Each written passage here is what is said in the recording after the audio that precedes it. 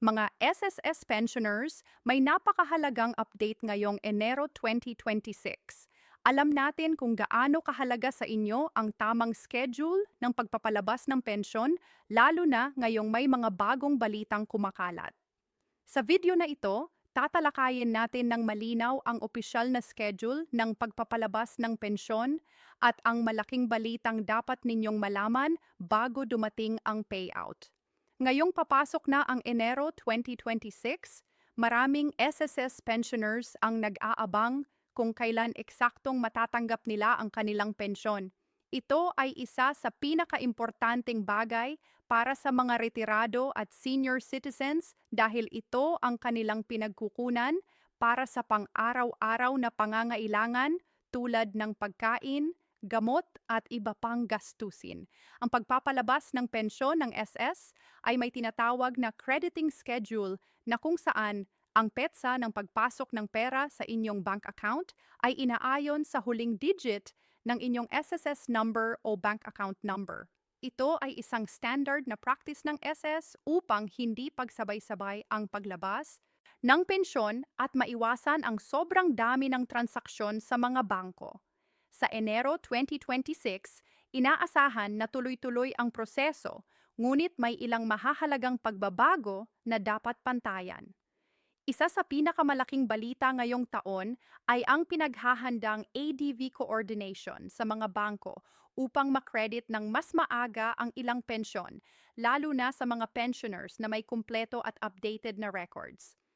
Ang nasabing advanced processing ay naglalayong mabigyan ng mas maagang access ang mga pensioners, lalo na kung nasa malayong lugar ang kanilang bangko. Mahalaga ring malaman na ang My Tests account ang isa sa pinakasimpleng paraan para i-verify ang inyong schedule. Sa pamamagitan ng online portal na ito, makikita ninyo ang impormasyon kung kailan eksaktong date ang napagplastikan ng SSS para sa inyong pension release. Mas mainam na regular itong i-check upang maging handa sa araw ng crediting. Bukod sa schedule, may mga bagong paalala din ang SSS ngayong Enero 2026. Unang-una, siguraduhin na updated ang inyong personal at bank details. Ang maling detalye sa inyong account ay isa sa mga pangunahing dahilan kung bakit na-delay ang pensyon sa ibang kaso. Kung may binago kayong bank account or ATM, dapat itong i-update sa SSS portal bago ang petsa ng release upang maiwasan ang pagkaantala. Pangalawa, iwasan ng pagpunta agad sa ATM sa peak hours kung maaari. Ang oras bago mag 10 a.m. o pagkatapos ng 6 p.m. ay karaniwang mas mabilis ang proseso at mas kaunti ang pila. Laging tandaan na iba-iba ang oras ng pag-credit depende sa bangko, kaya may kaunting pagkakaiba sa oras ng paglabas ng pera sa account. Sa susunod na bahagi, tatalakayin natin ng mas detalyado ang unactual na schedule ng pagpapalabas ng pensyon ngayong Enero 2026. At ang iba pang importanteng updates na dapat malaman ng bawat SSS pensioner. Sa bahaging ito, pag-usapan natin ang mas detalyadong schedule ng pagpapalabas ng SSS Pension ngayong Enero 2026 at ang tinatawag na malaking balita na mahalagang maintindihan ng lahat ng pensioners. Karaniwan ang SSS Pension Crediting Cam ay isinasagawa batay sa huling numero ng inyong SSS number na uminsan ayon sa Warbank Processing Schedule. Ibig sabihin, hindi sabay-sabay pumapasok ang pensyon ng lahat ng pensioners. May ilan na mas maagang nakakatanggap habang ang iba ay ilang araw pang maghihintay. Ito ay normal na sistema at hindi nangangahulugan ng problema o delay.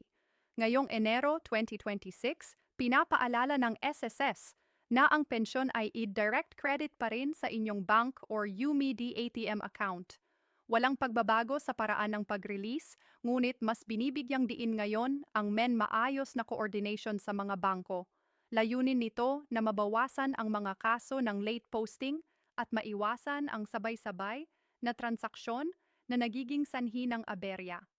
Ang tinutukoy na malaking balita ay ang mas pinaigting na record validation para sa mga aktibong pensioners. Hindi ito nangangahulugan na ititigil ang pensyon, kundi isang hakbang para masiguro na ang pensyon ay patuloy na napupunta sa tamang tao. Kasama rito ang pag-check ng aktibong bank account, tamang personal information, status ng pensioner. Kung ikaw ay may kumpleto at updated na records, wala kang dapat ipag-alala dahil tuloy-tuloy pa rin ang pagpasok ng iyong pensyon. Isa ring mahalagang paalala ay ang pag-monitor sa inyong MySSS account. Dito makikita ang pension details, status, at kung may abiso tungkol sa inyong account. Kung sakaling may kailangang i-update, mas mainam na gawin ito agad bago pa dumating ang petsa ng crediting. May mga pensioners ding nagtatanong kung may adagdag o increasement ba ngayong Enero 2026. Sa kasalukuyan, ang update ay nakatuon pa rin sa unschedule at proseso inong hindi sa automatic na pagtaas ng pensyon. Ang anumang pagbabago sa halaga ay hiwalay na anunsyo at dadaan sa tamang proseso. Mahalaga ring tandaan na ang oras ng pagpasok ng pensyon ay maaaring magkaiba-iba depende sa bangko. May ibang bangko na maagang nagpo-post ng pensyon habang ang iba ay umaabot hanggang hapon o kinabukasan. Kaya mainam na maghintay ng buong araw bago mag-alala kung hindi pa agad pumasok ang pensyon. Sa susunod at huling bahagi, tatalakayin natin ang pinakamahalagang paalala at paghahanda na dapat gawin ng bawat SSS pensioner upang masigurong maayos at walang problema ang pagtanggap ng pensyon ngayong Enero 2026. Bilang pagtatapos, mahalagang tandaan ng lahat ng ESSS pensioners na ang schedule ng pagpapalabas ng pensyon ngayong Enero 2026 ay idinisenyo upang maging maayos, ligtas at tuloy-tuloy. Ang sistema ng crediting batay sa huling numero ng SSS o sa processing ng bangko ay normal na proseso at hindi dapat ikabahala kung may kaunting pagkakaiba sa oras ng pagpasok ng pensyon. Ang tinatawag na malaking balita ngayong Enero 2026 ay higit na nakatuon sa pagpapabuti ng proseso at pagtiyak ng tamang benepisyo para sa mga pensioners. Hindi ito automatikong nangangahulugan ng bawas o problema sa pensyon, kundi isang hakbang upang masigurong ang bawat pisong inilalabas ng SSS ay napupunta sa tamang benepisyaro. Para sa inyong kapayapaan ng isip, ugaliing i-check ang inyong MyDSSS account at siguraduhing updated ang inyong personal at bank information. Ang simpleng hakbang na ito ay malaking tulong upang maiwasan ang delay at hindi inaasahang aberya sa pagtanggap ng inyong pensyon. Mahalaga ring maging mapanuri sa mga balitang kumakalat, lalo na sa social media. Hindi lahat ng nababasa o napapanood ay opisyal. Palaging umasa sa impormasyon mula sa NSS at sa inyong bangko upang makakuha ng tama at napapanahong detalye.